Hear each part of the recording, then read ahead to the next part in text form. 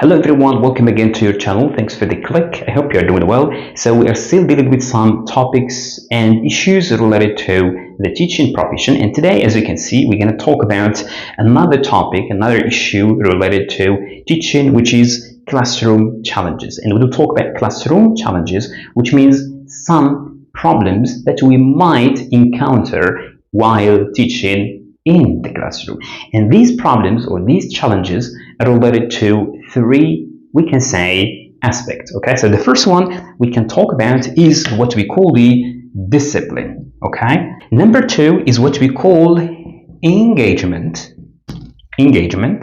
and number three, the third one, is motivation. Okay, so these are the three aspects that we might find challenges with. So in classroom teaching, we might encounter challenges and problems related to these aspects, to the discipline, to engagement, student engagement, to motivation, student motivation. Okay, now let's start with discipline. When we talk about discipline, it's one of the main challenges, one of the main issues related to classroom management and teaching in general, because when we solve this problem, we pave the way to teaching and learning. But if we have problem with discipline, we have problem with teaching and learning. Okay, so when we talk about discipline, which means student behaviors in the classroom, like talking, like sometimes using mobile phone, some students may come late, some students may not have their materials, and so on and so forth. Now, how do we deal with these issues or these problems in the classroom?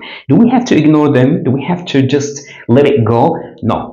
So we have to take some actions to solve these problems. All right, so here we're going to see some ideas, quick ideas for novice teachers, beginners, to have an idea about this issue. Okay, so we can start with clear rules from the very beginning, from day one. And when they say clear rules, which means from day one, you have to let students know what they must do and what they must not do, what you like and what you don't like in the classroom, what is good for them and what is not good for them, what is good for the environment, the teaching environment, the classroom environment, and what is not. So they have to know this, and you have to remind them of this from time to time so as to create the, let's say, routine, classroom routine. Okay, so clear rules from the very beginning, from day one, can help you solve this problem. Now, another one is what we call the non-verbal language. Okay, so we can talk about non-verbal language. And when we say non-verbal language here, we can talk about eye contact, we can talk about your movement in the classroom, we can talk about your gestures. So these can help solving discipline problems, and much better than speaking, shouting, threatening, and so on. That doesn't work at all. All right, so nonverbal language much better can solve this problem if you master this. And to be honest, it's better than shouting, than speaking a lot. Okay, so this can take us to another idea which I prefer to call positive. Okay, to stay positive. And I'm going to say positive, which means to avoid threatening students, to avoid shouting, to avoid bad words, etc.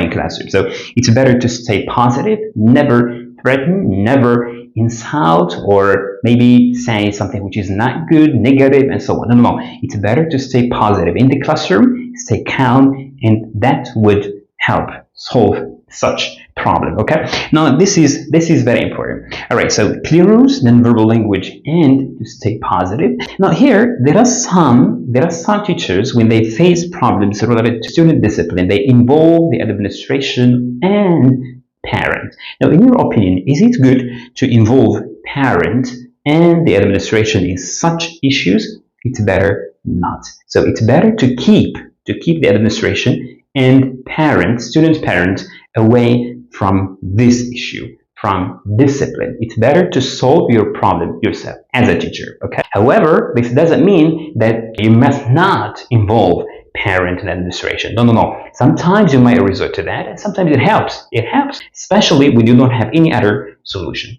Okay. Now, engagement. Some students might seem disengaged. Why? Very simply, there are a lot of reasons why students might be disengaged. When students don't like the activity or don't like the task, or maybe the task is not compatible with their level or their interest or goal, they might be disengaged. Okay, so it's better to vary a way of teaching, like to use games, real life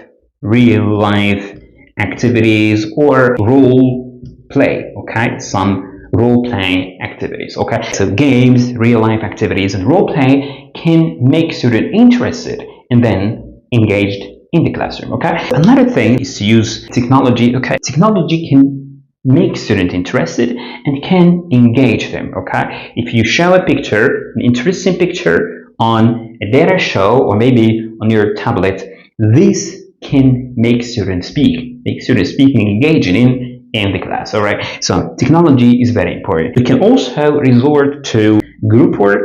Okay, so group work is very important to engage all students. Okay, so students may not talk, some students may not be engaged in front of the whole class, but they might be engaged when they are in group with their friends. Okay, another thing is to adapt the content, to adapt your textbooks you are using. Why adapting is very important? You adapt the content to be relevant to student level and student interest and student goals. That would make them interested and engaged. So as you can see, these are strategies that would help you solve this problem, which is disengagement, student disengagement in the classroom. All right, now let's move on to number 3, the last one, which is motivation. Some students are demotivated. To be honest, there are a lot of reasons why students might be demotivated, and the reasons can be different. It can either be the interest, students may not be interested in the subject you are teaching, or maybe because of the level. The teacher can also be a reason for demotivation. Okay, so motivation is a big topic. We can talk about different types of motivation. Okay, so how can you make your student motivated? So there is a link between motivation and engagement. Students are engaged if they are motivated. Okay, and they are not engaged if they are demotivated. Okay,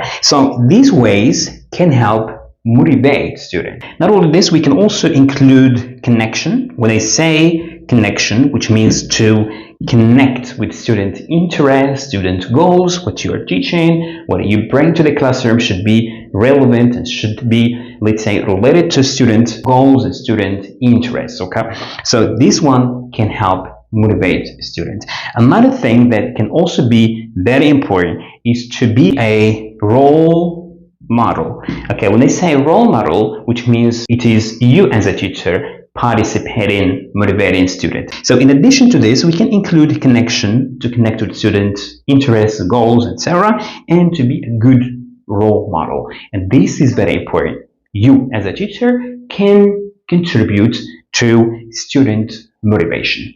Okay, so these are the main challenges that you might encounter in classroom teaching, and these are some ways, ideas to keep in mind to solve such problems. If you have any question or suggestion, let me know. See you in another lesson with another topic. Have a good time and goodbye.